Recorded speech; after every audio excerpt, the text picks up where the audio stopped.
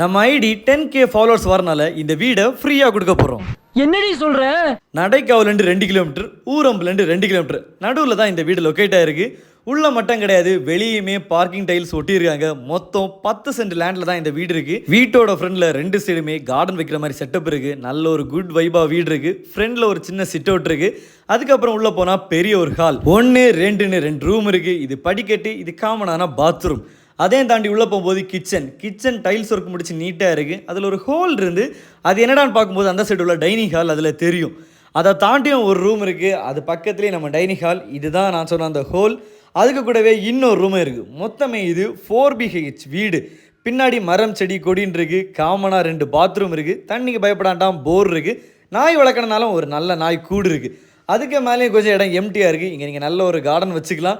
துணியில் ஒரு கல் இருக்குது. சீரியஸாக சொல்கிறேன், பெரிய குடும்பத்துக்கு இந்த வீடு ஒர்த்து. வீட்டோட மேலே ஒரு பெரிய ஹால் இருக்குது. 3ஆம் பக்கம் பரிமாற இடம் இருக்குது. இந்த வீட்டை சுற்றி ஃபுல்லாகவே CCTV கேமரா இருக்குது.